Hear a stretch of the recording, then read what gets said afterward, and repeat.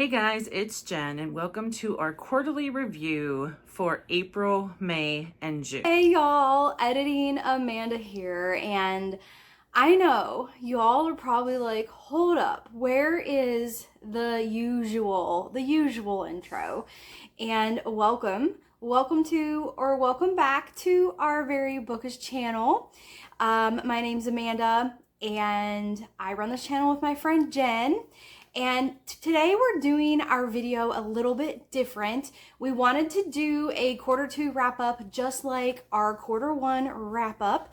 And we both read so many books that we decided that we would just do two separate videos so that the videos weren't so long.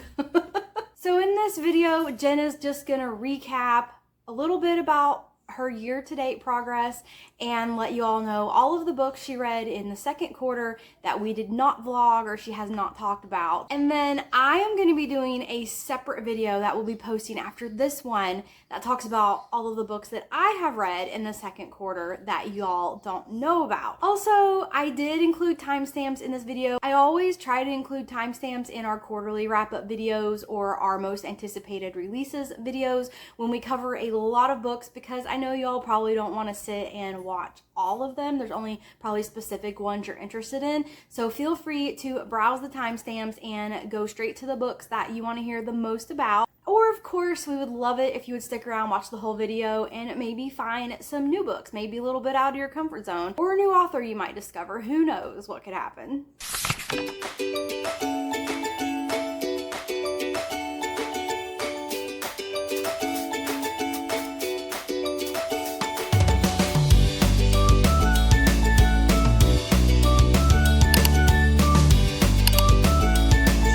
There are a lot of books that I read in this period of time, but I feel like it's a little misleading when you just look at the number, because there were 9 short stories that I listened to through Audible. Every time I have a month with Frida in them, it's always a higher number just because I read her books so quickly. All in all, for the whole year to date, so from January until the end of June, I have gotten up to 72 books, which is insane to me. Now, given there were short stories in there, and those are just shorter, so I feel like the number just seems higher than it actually is.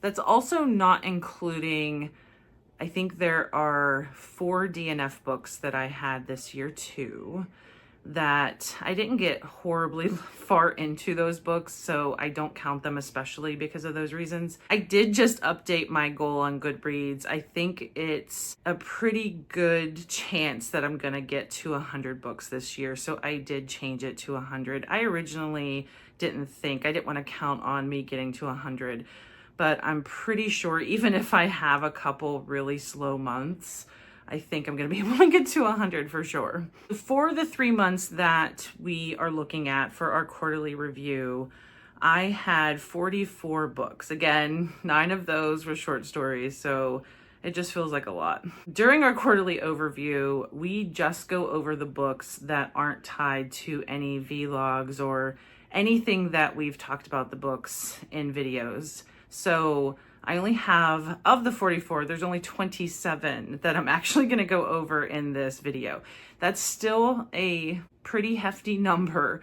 I am going to do my best to not pontificate and sit here and go on and on and on as much as I can, because sometimes I think I go off on tangents, but that's what editing is for. Also in this quarter, I had a lot of great books that I absolutely loved. I had 5 5-star books, which I feel is also a pretty big number. I did have 1 2-star read as well, which I will get to.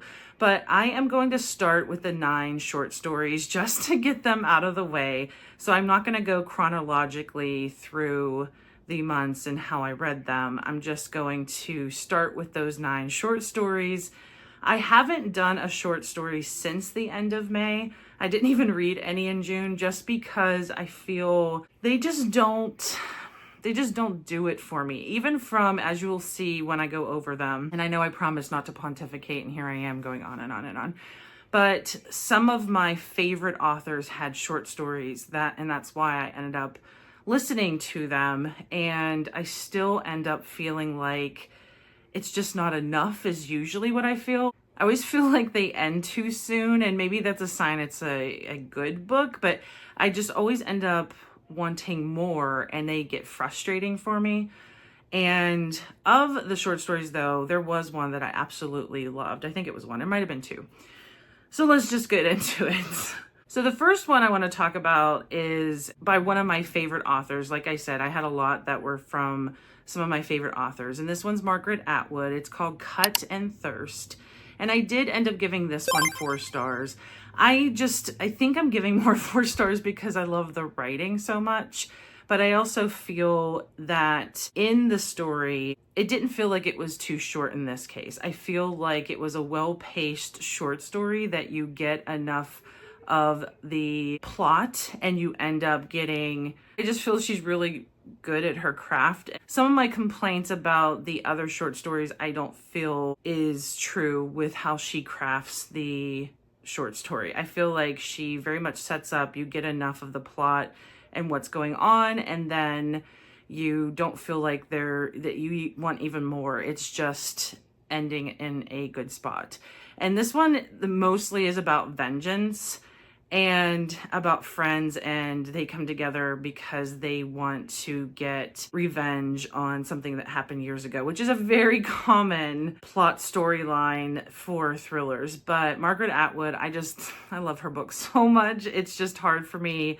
I don't think I've ever read one of hers and not felt entertained or been overwhelmed by how well she writes. So I definitely enjoyed Cut and Thirst. I read 2 by Sally Hempworth. One was Uncharted Waters, and I gave both of hers only 3 stars. And I feel like I mostly gave 3 stars, which is pretty much in my world just a solid book. I didn't hate it, but it also wasn't something that I was passionately rereading or couldn't put down. A solid book, I guess is the way to put it. And so this one, it was intriguing, but I feel like it was very predictable, at least to me. And I don't know, it just wasn't something that I felt like there was so much more that could be done with that story, and therefore I felt disappointed. The other one I read by her was part of the Alibis collection, because Audible does, I think it's Audible or Amazon, does collections where they do 5 or 6 titles and they have an author write one of the short stories. And I read 3 in the Alibis collection, but the one by Sally Hempworth is the Ex-Wives Club. And again, it had promise. It just came out June 1st or 2nd, I think it was. I don't know, it just fell flat for me. I didn't like it. It was about a restaurant owner who ends up getting murdered, and his ex-wives are friends, and they get together like every Friday. So they are each other's alibis. But I don't know. I wasn't really a big fan of that one either. Another big author that I absolutely love, and this is my second short story by her. And again, I only gave it 3 stars. It's Jodi Picoult, and it's Mermaid. I feel like there was promise, but again, with her especially, I just wanted more. I felt like she could have done a full book with what she was doing in this particular short story. And I would say basically it's about things that we go through as women and some of the frustrations and how you're always trying to find your voice. But again, I don't know. I was a little let down because I felt like it could have been so much more as a book. The next 2 were part of what's called the Shivers collection, which I think is basically like psychological thriller type books or horror. The first one was very disappointing for me because I got so excited that there was a short story by Catriona Ward because she is one of my favorite authors. I thought for sure I was going to love it, but maybe going into it with such high expectations was the reason why I didn't end up liking it. I don't know, but it's called Night and Day in Misery. And I just felt like it was very confusing, which also had happened in Looking Glass Sound. But I feel like as I got into it, and it did take me a while, and maybe that's the difference, is in a book, it ended up like I was confused by how she set it up, and it was like 3 different parts. But towards the last quarter of the book, everything felt like it was like clicking into place, and it was making sense. Like once you start thinking about everything you read and what is happening in that last quarter of the book. And I love those types of books where all these connections happen at the end, and it kind of puts all the puzzle pieces, and you end up seeing like how everything that was laid out for you fit together, and it just paints almost like a different picture. And I love those types of books, but I feel like in a short story it wasn't working, and I don't even know, I feel like I was so confused by this short story. Maybe I need to read it again, or I should say listen to it again. But the first round of me listening to it, I was really confused, and I probably would have gave it less than 3 stars if it weren't Catriona Award. But I didn't feel like I could give less than 3 stars since, you know, it's Catriona Award. The other one is by Stephen Graham Jones, who I have not read yet, and this one was called The Indigo Room, and again gave it 3 stars. It was intriguing at first. When I read what it was about, it drew me in as something that was like, oh, this is going to be really good. I haven't read him before. I have a feeling this might be really good. I'm sure I will like this short story. It's like I just keep going back for more. It was interesting, but it just definitely, again, was a little confusing. I didn't really get what it was about per se. And I don't know, the rating wasn't anything that I feel like was fantastic. It was just, it wasn't bad either. It just was there. I don't know how else to put it, but it wasn't another one that wasn't for me. And then, as I mentioned earlier, I read 3 in the Alibis collection. I already went over The Ex-Wives Club by Sally Hepworth. The other one was by an author I haven't read in some time, but one of my favorite books of all time is by him. His name's Chris Bohjalian. I love the book Double Bind by him. I read that though a while ago. It's been a while, like 15 years-ish ago. This one was called Skydivers. It's about 2 brothers, and again, it just wasn't getting me. I was bored by it. I was very disappointed because I haven't read him in a while, and I thought, oh, you know, I loved a book by him. I'm sure this one is going to be good. Nope, 3 stars is what I gave him because, again, I feel like the writing, he writes really well. The story of the 2 brothers, I kept waiting for something to happen, and I probably should have given it like 2 stars. I just couldn't in my soul give Chris Bohjalian less than 3 stars. So there's that. And then the last short story was called The Sublet by Greer Hendricks. And again, I really actually like this one, so I'm leaving it on a positive note. I feel like it was gripping. I really got sucked into it. And I've read other thrillers by Greer Hendricks as well. But this one was 4 stars, and at least I had a couple short stories. I didn't hate all of them. And not that I hated it. It's just, I don't think short stories are for me. I need to stop doing them. Even if it's by an author that I love. Frida will probably be the only author that I will do any future short stories from. I can't say 100% because, you know, tomorrow if Catriona Award's like, hey, I have another short story, I will be hesitant, but I might fall victim to listening to another short story. But moving on. Next first book that's not a short story that I read in this quarter was also a disappointment, unfortunately. It's called The Griffin Sisters Greatest Hits by Jennifer Weiner, and I had the arc for it. If you watch our little free library vlog, which I don't think we posted yet, it might be posted by the time we have this, I did end up putting this in a little free library. But I was gonna do an arc review, and I ended up finishing it right when it came out, so I didn't think it was worth doing the arc review for, especially since I was so disappointed by it. I still ended up giving it 3 stars because there's enough story that I think got me through the whole book. It wasn't a DNF situation, And I feel like her writing is pretty good. I don't feel like there was any reason to give less than 3 stars. But some of the things that bothered me were just how she portrays women. And I kept thinking she was doing it in a way to help create like a different voice or a different way of, or she was going to spin it in some way. It never happened, and at least I didn't feel like she did anything different. And if she was trying to put how people judge women in our face, and really I don't feel like there was any lesson learned from it. And I just, it wasn't entertaining to see how much even other women are judging each other, and specifically about looks and size. And I don't know, it wasn't making me feel like women were represented well in the story, and it just wasn't something I wanted to keep reading. It wasn't the whole entire book, it was just at different points, and I don't know, it just kind of left a bad taste in my mouth is the best way to say it. It was just very disappointing. Next was a thriller called Claire Darling by Callie Kazumi. I gave this one 4 stars. I was very riveted in this book.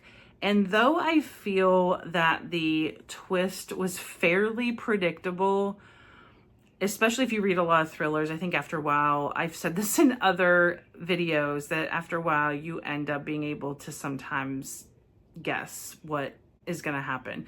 Not always. I mean, I've definitely had books where I didn't guess, and there are some authors that are really good at that, and Frida McFadden is one of them. But this one, I felt like it was a little predictable in the twist, but I still enjoyed it. I still enjoyed going through the story, and I wouldn't say it's predictable at the very beginning. It's like towards the middle, you start to realize, oh, I think I know what's happening. And I still loved how the author got us there and how she concluded everything. It was a really solid thriller in my opinion, so I would definitely pick it up if you love thrillers. I thought it was well done. The next one was a fiction book called Tilt by Emma Pattee, and I was originally I had the electronic ARC for this, but I did not get to it in time, unfortunately, and I didn't get a chance to read it till after it came out. I thought it was very well done fiction. It's about an earthquake, and a pregnant woman is away from her house and pretty much on her own, and chaos breaks out in California when this earthquake happens. And it's kind of her journey home and the people she meets. But I really loved the way it was written, for one, and just a lot of the inner dialogue that she's thinking about things in her life, and how much she wants to get home, and realizations she has about her life and her husband. I thought it was just really well done, kept me riveted, and it was a very short read as well. So I enjoyed that one a lot. I gave it 4 stars. The next is by one of my favorite authors right now, and it was a book that I had originally started when it came out in 2019, I think it was. And I had to put it down because at the time we were moving, and I ended up, I think, misplacing it and had moved on. Pandemic happened, yada, yada, yada. I never had a chance to go back and read it because there's so many books, obviously, to read. And then I read her latest one recently, The Strange Case of Jane O, and I absolutely loved that book. It came out this past February. It's probably going to be my favorite book of this whole year because it's just, there's something about how she builds her stories to the end and the nuances of her writing. She's just, I think, a very great storyteller. The subject matter also, it kind of is like genre bending, which if you guys watch the channel, you know I love genre bending. So the one I read in this quarter was The Dreamers, which had come out in 2019. It's now in paperback. And of course, I loved it. I did give it 4 stars, and I did remember reading. I had gotten, I think, like a quarter of the way in before I had to put it down and move. But I absolutely love this. It's like a sleeping sickness hits and everyone's trying to figure out what's going on. And I feel like she kind of combines fiction with a dabble of like science fiction-ish, kind of psychological thriller / horror. So it's a very interesting mix that she has in her books. But I absolutely loved it. I just love her writing, and I can't wait till she writes more. And I always feel bad saying that because I know authors spend a lot of time, especially if they research. It doesn't it's not a short amount of time that they take to write the books that they do. It's usually a labor of love of years. So I am patient. I know she's working on a book, but I absolutely love her writing and can't wait till she puts something else out. The next one was another one I intended to do an ARC review for because I had the electronic ARC, and it's called The Perfect Divorce by Jeneva Rose. It is a follow-up to The Perfect Marriage, which I read and loved. I love this one too. It was a great follow-up. I love seeing her continue some of the story that was going on from The Perfect Marriage. And it was such a quick read, 4 stars for sure. If you love psychological thrillers, I highly, highly suggest Jeneva Rose. Start with The Perfect Marriage. I think it's the right book by her to start with, but she does have other thrillers as well. I have a couple I think I still have to read by her. I haven't read everything, but this one was definitely a fun, quick read. I recommend it highly. The next one is my 2-star read, and unfortunately it was one of the books that Amanda had sent to me. I think it was from this last Christmas. And I think she looked at my TBR and had seen that I had want to read on this book. And it's called Remember Me by Nelle. And I so wanted to love this book. And I probably should have DNF'd it. And what's even more disappointing, and I think this is how I found out about it, but there's a blurb by Frida on the book that says, couldn't put it down, which makes me laugh because I definitely could have put it down. It was not doing it for me. And I think I thought about this, and often when we're reading stories, even when we're seeing movies, I think a lot of the stories have a suspension of belief that you need to realize that some things are happening and probably can't really happen.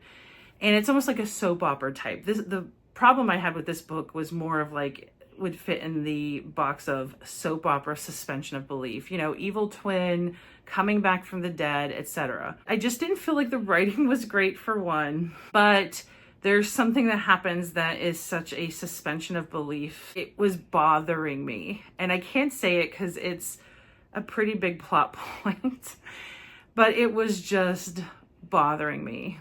And I probably should have just put it down, but I think I wanted to see, and I don't know if you guys do this, but I think a lot of people they find it easier to DNF than I do. I find it really hard to DNF, to be honest, but I think that I kept thinking I was going to get almost like an answer to the thing that was bothering me, that I was going to feel better because something was going to come out explaining the thing.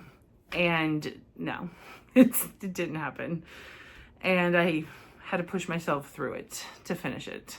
It's also a spicy thriller, by the way, which I didn't think, I don't know if I've ever read a spicy thriller to this one, but that's not the thing that was bothering me.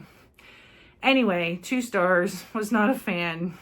So, you know, everyone has their thing. There might be someone out there like Frida who loved it, but wasn't me. The next one I absolutely loved, and it's called The Antidote by Karen Russell. Gave it 4 stars. It's more of like a historical fiction, and Karen Thompson Walker actually mentioned it in a interview, and it's why I picked it up, because she was reading it and talking about how much she loved it, and I thought, maybe this is something I will love because I love Karen's books. And I did. I love the characters in this book. I don't typically do historical fiction a lot. I do dabble in it like I do with a lot of different genres. This one takes place during the Dust Bowl, and there's a lot of different characters that I feel resonate and just come off the page. She is a really great writer. One of the characters in it is a prairie witch, which I didn't even know existed, but this is the type of book that I end up Googling things because I'm learning things that I never knew. I feel like mostly why I felt riveted to this book is the characters and just how they move the story along. And she had a lot of different viewpoints in this one, but it didn't bother me. And I feel like they all came together towards the end. And I really enjoyed this book. It's going to be one of my favorites for the year. So if you enjoy historical fiction, especially great character development, I think this one would be for you. And speaking of jumping around genres, I ended up picking up a biography / memoir. Might even be placed in true crime, depending on, what store you go to. But this one's called The House of My Mother by Shari Franke. This one is about a true story that I ended up seeing, I think, like on a Dateline episode. And it was about Ruby Franke. She was married and had a lot of kids, and I believe they lived in Utah, but she had a very popular YouTube series about being a mom and taking care of her kids. And it was one of those things where it's kind of like a perfect facade on YouTube, but when you start to realize, and some of it was getting captured on camera, that there was something darker going on behind the scenes. And I think what ended up putting it to the public's attention was when one of her kids ended up escaping the house, going to a neighbor because they were so hungry. She was abusing her kids and not feeding them. And the neighbor ended up going to Child Protective Services, and then it blew up in the media. And that's how I ended up finding out about this case. Ruby Franke was influenced by, there was a woman that somehow I think she met through like a motivational course or something, that I don't remember the whole story with how they met, but they ended up having like a relationship or something. Not all of the details are in this book because Shari Franke didn't know all of it. And it's really hard to rate biographies because it's basically someone's life. So it always feels weird, like, how do you rate these? I did feel disappointed because I understand why she didn't tell the full story and protecting her brothers and sisters, because they are still children at this point and young. And she, I think, didn't want to put all of the details out there. It's very understandable. And there's a but, but you end up not feeling like you got the whole story when you're reading this too. And I feel weird saying that because it's not like, oh, I want all those graphic details or I want all of the things that happened. It just felt like half finished almost or something.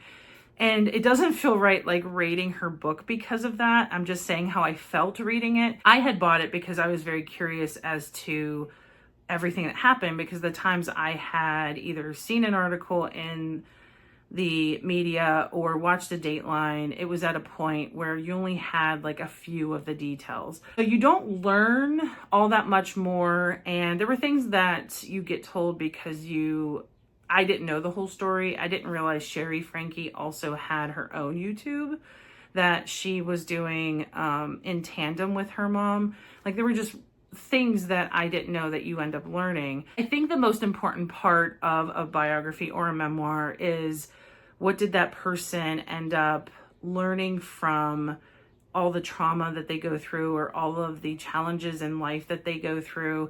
And I feel like you see Shari's struggles and everything that she had to deal with in this scenario, because even though she didn't see a bulk of it, and she admits she didn't get a lot of the abuse that happened, she feels a lot of that happened after she got out of the house and went to college.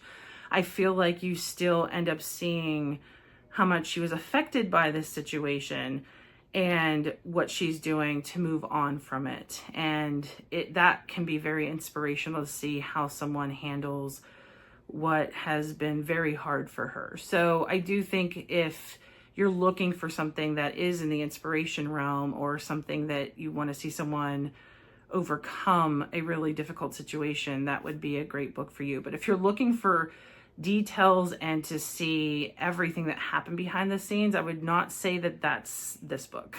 And I did read another biography because I have the electronic ARC, which is advanced reading copy. And I haven't done an ARC review for it yet because I don't know if anyone was interested in an ARC review of this. But one of the pop stars of the 80s, Debbie Gibson, is coming out with a memoir, and it's coming out in September. And I am very much, I feel, a child of the 80s. And I loved Debbie Gibson growing up. I love pop music. As you guys saw, we did a Britney Spears memoir vlog. But the Debbie Gibson one, I feel, again, is not just about her rise to stardom and everything that she experienced as a quote-unquote celebrity at the time, but she ended up doing a lot of things with her career. She ended up going on to Broadway. She did a lot of TV. She is still touring to this day and doing like 80s flashback concerts, and she tells more of the story of how her life has affected her rising in fame when she was young and then handling all of that. But then she ended up, as most people, dealing with anxiety issues from that, depression issues, and she also ended up having a lot of health issues in general with chronic pain. And she tells more of the story, especially mid to the end part of her book, about everything that she struggled with, how she got through it, and how she keeps a positive mindset to this day, and that helps her.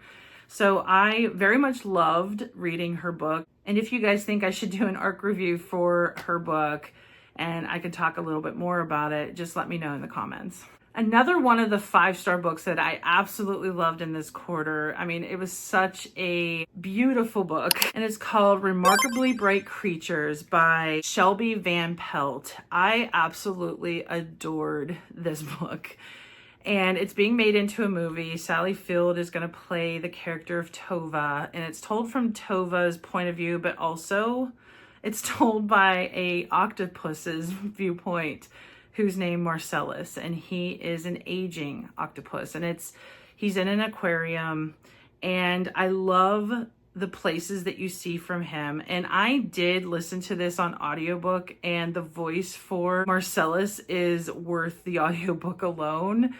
It's just a very touching story. Tova has lost her husband. She is up in age, like 60s, and her son had disappeared years ago, and she doesn't know the whole story about what happened with him.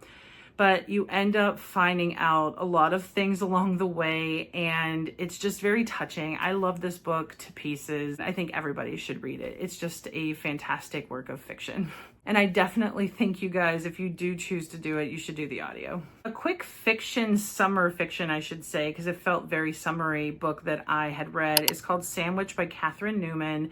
It was definitely a quick read. I felt really well done and gives that like quick summer beach read. It does take place at a beach during the summer, and it's from a woman's perspective who is pretty much middle age and all the frustrations she's going through as her kids age, things that's going on with her body being a woman at that age, and all the changes your body makes. People I heard complained about this book though when I was on Goodreads because they feel like the narrator makes it all about her. I don't feel like that necessarily was true, but I can see why they think that, because sometimes when you're in the eye narrator for books, it does feel like that person is really paying attention to everything they're feeling and not necessarily being sympathetic to the characters outside of themselves.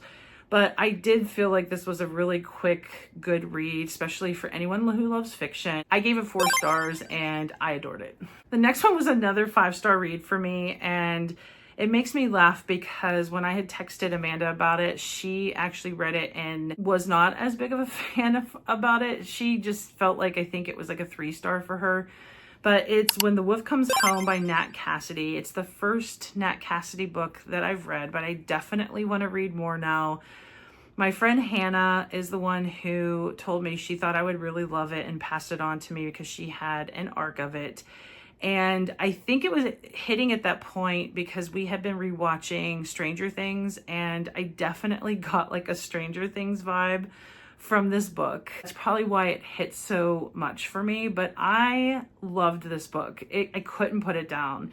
It was just riveting in my opinion, and so it is a horror book. And I feel like there are subtle messaging beyond just the story that you're getting.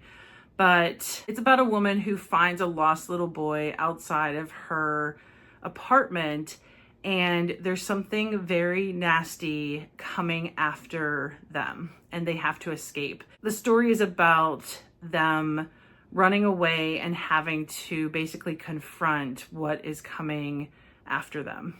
That's all I'm gonna say, but I I adored it because I didn't really know much going into it. When Hannah told me that I needed to read this, she thought I would really love it. And I didn't know anything about it and went into it blind. And I think sometimes that helps. I think it helps to just go into it and not know the whole storyline. But I absolutely love this book and I need to read more Nat Cassidy. I made a promise in one of my TBR videos that I would read The Night and the Moth by Rachel Gillig by the end of the summer. I did get it done in June, and I absolutely, as I knew, I absolutely love this book. Rachel Gillig, that's a knockout of the park for all 3 books that I've read by her. And I can't wait to read more by Rachel Gillig. I love her writing, how she brings the reader into the story, and just how she kind of just like lulls you into it is absolutely one of the reasons why I loved it. 5 stars, absolutely. If you haven't read Rachel Gillig, and she is fantasy, you should. I think that any of her books would be great, but I absolutely love this, and it's a gorgeous book too, so that helps. The next one is by Lucinda Berry, and I haven't read her yet until this one. This one was called 1 in 4, and I did listen to this as an audiobook.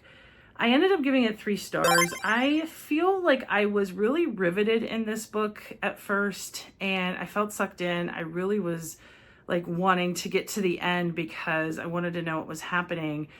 But then I feel like it really fell flat. I did not like the revelation, and I just didn't feel like it rang true, and it just made me feel like it therefore made the characters feel very empty and almost like pawns in telling the story, instead of it feeling like a story that would have been based in real life or true. I don't know. Every time I say that, I always feel bad because I know there are stories out there that the situation in this book, it does happen.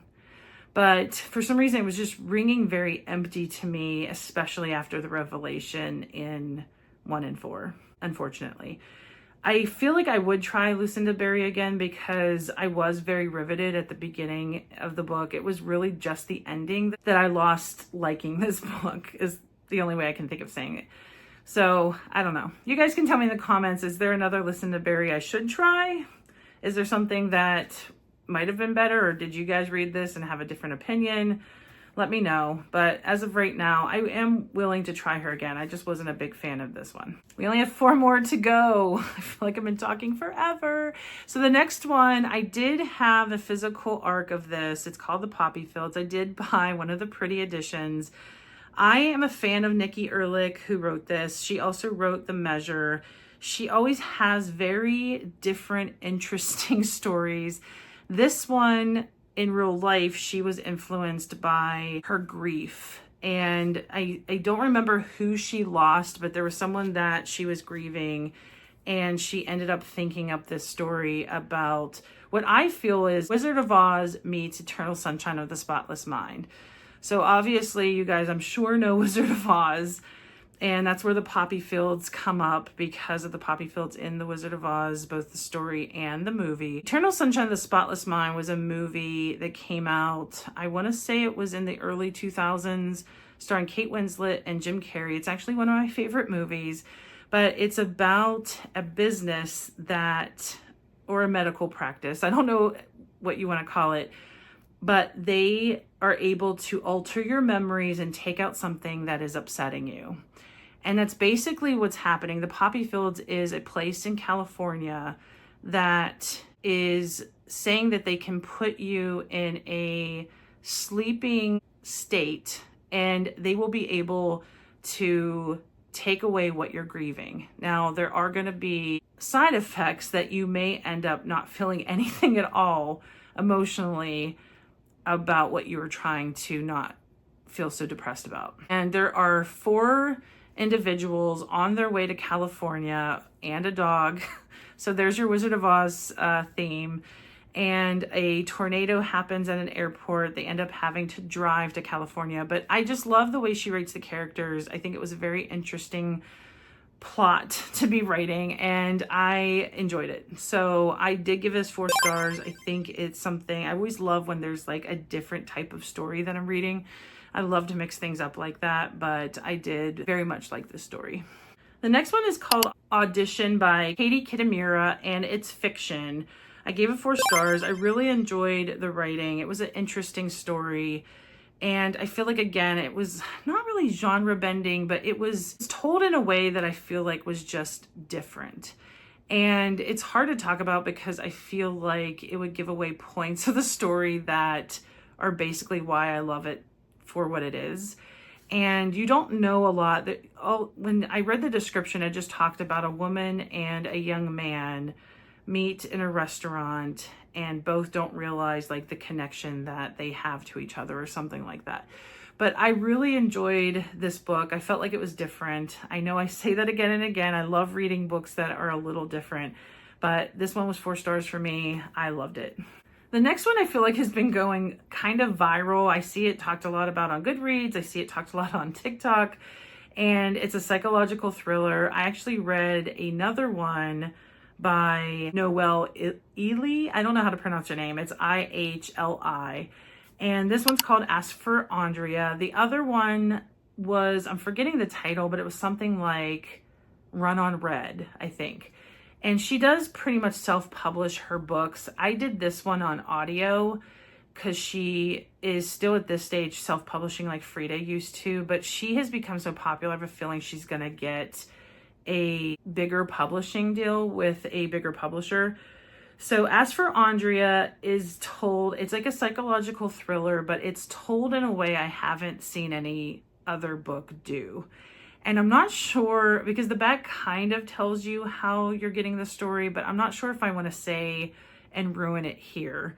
But you get the story of 3 different girls and how they want to stop what's considered basically a serial killer.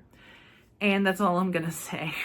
I really enjoyed it. I was sucked into this book and I couldn't wait to finish it. And I absolutely loved it. I would read even more by Nelle, and I know Shari has more out there. So I look forward to doing more psychological thrillers by her. Last but not least, I read The Never-Ending Story, which is also one of my favorite movies from the 80s. And I've been wanting to read the book of this for a very long time. I try and do some classics or, modern classics, however you want to put this in its genre. And I very much enjoyed this one. I was surprised at first, and then after I finished it, I looked it up because I didn't realize that the movie is only half of this book, because it was going so fast for me and I was remembering the movie, and then I was like midway through and you're pretty much at the end where the movie would have ended, and it continues on. So it's a little different from the movie if you haven't read it and you have any interest in this. But I like the beginning part of this book. I didn't like the second half of this book as much as the first. And maybe it is because of the movie and that's what's familiar to me, but I didn't feel the second half was as interesting. I still would recommend this. I gave it 4 stars. It's great for fantasy. I especially think kids like 10 to 15, 10 to 14 would also really love this book. It's very imaginative. But I also feel like there's a story throughout here that adults would be able to pick out, that it's kind of almost warning that there's a way of losing that childish love of things and childish love of life if you're not careful and fall into like pretty much the daily grind of adult life. But I love this book. I love the movie, and I was very happy to finally read it. I'm talking so long that I feel like I'm losing my voice. So I'm hoping, I'm going to try and editing this because I feel like it's really long. I'm sure Amanda is going to bookmark so that anyone who's watching doesn't have to just go through all of our books in one setting, unless that's what you want to do, but you can skip around and look at different books that we talk about.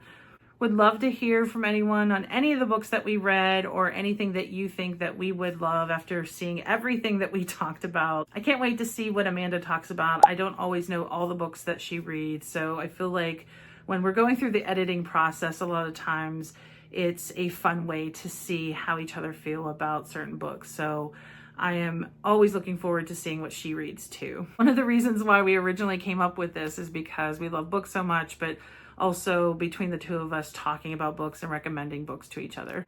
Thanks so much, guys, for watching everything we read in those 3 months for our quarterly review. Stay tuned for lots more bookish content. We have a lot of videos going through the editing process, as well as a lot that we just posted as well. And as always, until next time.